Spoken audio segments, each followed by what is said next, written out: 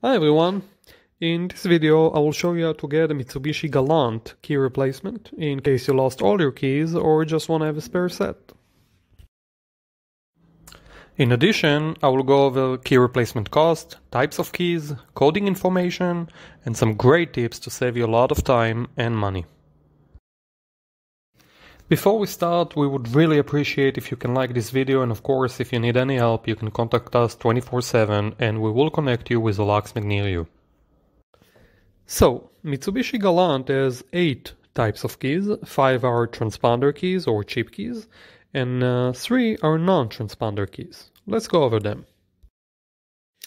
For 2013 we have a transponder key with part number OUCG8D 620M, A like an apple. Second, between 2008 and 2012, we have a transponder key MIT17A PT. Between 2004 and 2007, we have a transponder MIT16A PT. For 2002 and 2003, we have a transponder key with part number MIT13 PT. For 2000 and 2001, we have a transponder key MIT9 PT. All these keys must be coded on site with a spatial machine. For 1999, we have a non-transponder key with part number MIT6 or X263. For 97 and 98, we have a non-transponder key with part number X245 or MIT4. And finally, between 1989 and 1996, we have a non-transponder key with part number X176 or MIT1. We suggest you contact a mechanic in case you need a replacement key for older models. Now it's time for tip number 1. There are many different key fobs and transponder keys that looks exactly the same. However, they have a different chip value inside them. And if you get the wrong key, you get the wrong chip. Wrong chip, and you will not be able to start the vehicle.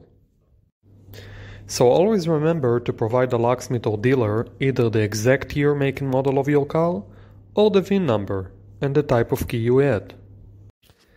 For example, 2013 Mitsubishi Galant transponder chip key. Now let's go over Mitsubishi Galant key replacement cost. You have 3 options to get a key replacement and the price varies depending on where you get the new key. First, get a key online and then have a locksmith or dealer cut and program it for you. Second, call an automotive locksmith who can come and make you a key and code it on site. And third, tow the car to the dealer. Let's start with the transponder key.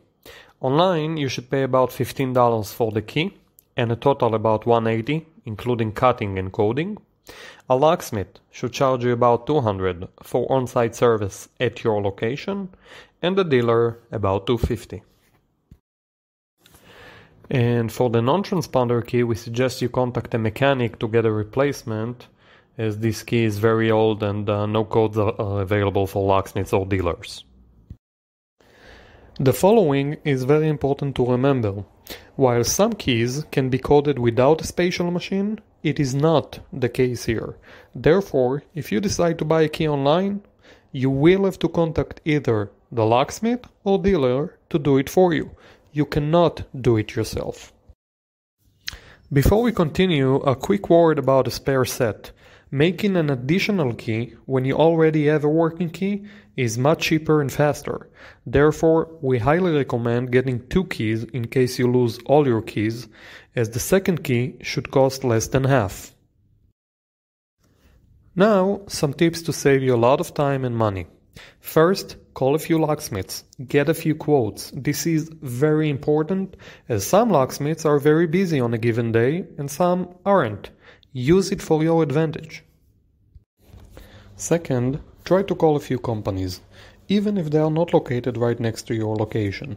Most locksmiths offer a mobile service, sometimes up to 30-mile radius. So even though the business address might be far from you, they might be helping the customer right next to you. Do your research, it will pay off. Third, try to schedule an appointment, if you can wait a while. Most locksmiths would prefer to give you a 10, even 15% discount if you can wait while they finish another job. This way, it can work out for everybody. You get a discount, they get a job. Ask for it. Don't be shy. Finally, just like a mortgage, try to negotiate. If you find a better quote, tell them. Who knows? Maybe they will give you a better one. Now, regardless of which type of key you add, let's make sure you ask the dealer or locksmith for your key code, which can save you between $50 to $100 in case you need a new key in the future. Let me explain.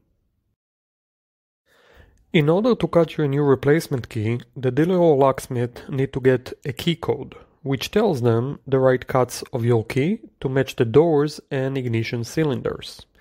This key code, of course, is unique to each car, and the dealer or locksmith have to pay about $50 to $100 to obtain it from the database. Now, since they already cut your replacement key, it means you already paid them for this key code, so it's yours to keep. Problem is, most people aren't aware of that. Bottom line, in case you lose your key again in the future, you can save money by providing the locksmith or dealer your key code. They should give you a discount on the total price, and the process should be much faster. The key code is usually a combination of letters and numbers. For more great tips, you can visit our blog post about car key replacement cost. That's it. I hope you liked this video and would really appreciate if you can give us the thumbs up, and thanks a lot for watching.